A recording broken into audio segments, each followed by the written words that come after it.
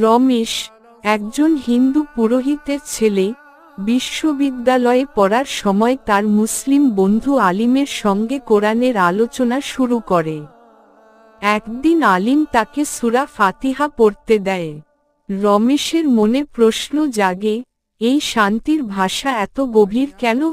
এরপর সে ইসলামের ইতিহাস, হাদিস ও নবী মুহাম্মদ এর চরিত্র সম্পর্কে জানতে থাকে।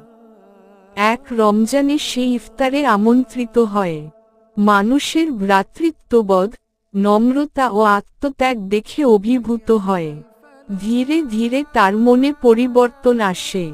আল্লাহর একাত্মবাদের বাণী তার অন্তরে গেঁথে যায়। ইসলামের প্রতি ভালোবাসায় সে নিজেই একদিন মুসলিম হয়ে যায়।